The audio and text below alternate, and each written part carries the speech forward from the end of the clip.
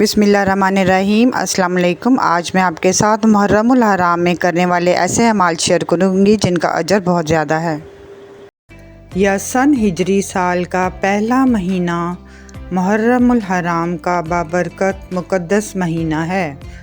محرم حرم سے ماخوذ ہے جس کے معنی ہیں عزت و احترام۔ محرم کو محرم اس لیے بھی کہا جاتا ہے کہ اہل عرب اس مہینے میں اپنی تلواریں میانوں میں ڈال دیتے تھے اور لوٹ مار قتل و غارت سے رک جاتے تھے، یہاں تک کہ لوگ اپنے دشمنوں سے بھی بے خوف ہو جاتے تھے اور اپنے باپ یا بھائی کے قاتل سے ملتے تھے تو اس سے کچھ نہ پوچھتے تھے اور نہ کسی سے لڑائی جھگڑا کرتے تھے۔ گویا زمانہ جاہلیت میں بھی لوگ محرم کا احترام کرتے تھے اور اس مہینے میں کسی انسان کے قتل اور جنگ و جدال کو حرام سمجھتے تھے۔ اللہ کے محبوب کریم صلی اللہ علیہ وآلہ وسلم کی آمد کے بعد اسلام میں اس ماہ مبارک کی حرمت و عظمت اور زیادہ ہو گئی۔ قرآن مجید میں ارشاد ہے کہ بے شک اللہ کی کتاب میں اللہ کے نزدیک گنتی کے مطابق اس وقت 12 مہینے ہیں۔ جب سے اس نے آسمان و زمین بنائے ہیں، ان مہینوں میں سے 4 حرمت والے ہیں۔ یہ سیدھا دین ہے، تو ان مہینوں میں اپنی جانوں پر ظلم مت کرو۔ اور حرمت و اکرام والے 4 ماہ ہیں جن میں محرم، رجب المرجب، ذیقعدہ اور ذی الحج شامل ہیں۔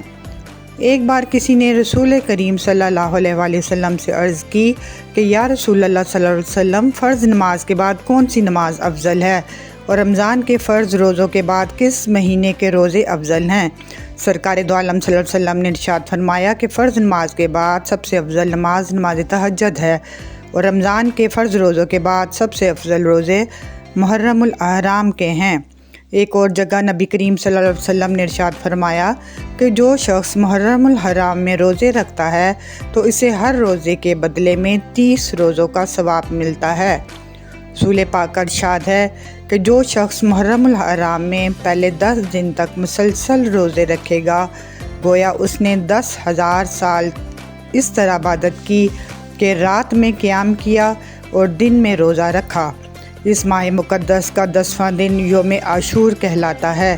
عاشور سریانی زبان کا لفظ ہے جس کے معنی جامع برکات کے ہیں، اور یہ یوم عاشورہ ہر سال مسلمانوں کے لیے جامع برکات بن کر آتا ہے، اس لیے عرب نے اس دن کو عاشورہ کے نام سے موسوم کیا۔ علماء کا کہنا ہے کہ اللہ نے اسی دن کو عرش، کرسی، لوح قلم، جنت، حضرت آدم علیہ السلام، اماں حوا، زمین و آسمان اور ارواح کو پیدا فرمایا۔ اسی دن حضرت ابراہیم علیہ السلام کی ولادت ہوئی، اسی دن ان کو آگ میں پھینکا گیا اور اسی دن آگ گلزار بنی۔ اسی دن اللہ نے بنی اسرائیل کو فرعون کے ظلم سے نجات دلائی۔ یہی وہ دن ہے جس میں حضرت نوح علیہ السلام کی کشتی جودی پہاڑ پر رکی۔ اسی دن حضرت سلیمان علیہ السلام کو اللہ نے ملک عظیم عطا فرمایا۔ اسی دن حضرت یونس علیہ السلام مچھلی کے پیٹ سے باہر آئے اور ان کی توبہ قبول ہوئی۔ اسی دن حضرت یعقوب علیہ السلام کی بینائی لوٹائی گئی۔ اسی دن حضرت یوسف علیہ السلام گہرے کنویں سے نکالے گئے۔ اسی دن حضرت ایوب علیہ السلام کو بیماری سے شفا ملی۔ اس زمین پر آسمان سے پہلی بارش اسی عاشورہ کے دن ہوئی اور اسی دن نواسۂ رسول صلی اللہ علیہ وآلہ وسلم جگرِ گوشۂ بطول سیدنا حضرت امام حسین رضی اللہ عنہ اور ان کے گھرانے کی کربلا کے تپتے ہوئے صحرا میں شہادت ہوئی۔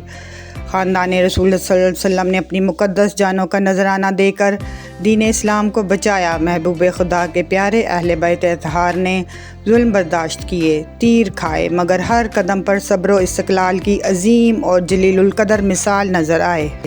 دراصل امام حسین رضی اللہ عنہ اور آپ کا گھرانہ رہتی دنیا تک حق و شجاعت کی زندہ مثال ہے۔ بعض علماء کا کہنا ہے کہ اللہ نے دنوں کے اعتبار سے جو بزرگیاں امت مسلمہ کو عطا فرمائیں، ان میں یہ 10ویں محرم کا دن بزرگی والا دن ہے، لیکن اکثر علماء کا یہ قول ہے کہ چونکہ یہ دن 10 محرم کا ہے اسی لیے عاشورہ کہلاتا ہے۔ سید المومنین حضرت عائشہ صدیقہ رضی اللہ عنہ فرماتی ہیں کہ زمانے جاہلیت میں قریش عاشورہ کے دن یعنی 10 محرم کا روزہ رکھتے تھے اور رسول کریم صلی اللہ علیہ وسلم بھی اس دن کا روزہ رکھتے تھے۔ جب آپ صلی اللہ علیہ وسلم نے مدینہ ہجرت فرمائی تو خود بھی اس دن کا روزہ رکھا اور لوگوں کو بھی حکم عطا فرمایا۔ لیکن جب ماہ رمضان کے روزے فرض ہوئے تو آپ صلی اللہ علیہ وسلم نے فرمایا کہ جو چاہے عاشورہ کا روزہ رکھے اور جو چاہے نہ رکھے۔ اس دن کے روزے کی بہت بڑی فضیلت ہے۔ رسول کریم صلی اللہ علیہ وآلہ وسلم نے ارشاد فرمایا کہ اگر مومن زمین بھر سونا خرچ کرے تو بھی عاشورہ کی فضیلت کو نہیں پا سکتا۔ اس دن مومنوں کے لیے جنت کے 8 دروازے کھول دیے جاتے ہیں تاکہ وہ جس دروازے سے چاہیں جنت میں داخل ہوں۔ حضور صلی اللہ علیہ وسلم نے فرمایا کہ جو شخص عاشورہ کے دن اپنے اہل خانہ پر خرچ میں وسعت فرمائے تو اس کو اللہ پورا سال وسعت سے رزق عطا فرماتا ہے۔ اس دن صدقہ خیرات کرنا بہت بڑا ثواب کا باعث ہے۔ اس سے گناہ جھڑ جاتے ہیں اور درجے بلند ہوتے ہیں۔ اس دن لوگوں کو پانی پلانا، شربت، دودھ یا کوئی اور مشروب پلانا بھی باعث ثواب ہے۔ سرکار دو عالم صلی اللہ علیہ وآلہ وسلم نے ارشاد فرمایا کہ جس نے عاشورہ کے دن کسی کو ایک گھونٹ بھی پانی پلایا تو اس نے گویا ایک لمحے کے لیے بھی اللہ کی نافرمانی نہیں کی۔ سرکار دو عالم صلی اللہ علیہ وآلہ وسلم نے فرمایا جس نے عاشورے کے روز کسی بیمار کی تیمارداری کی تو گویا اس نے پوری اولاد آدم کی تیمارداری کی۔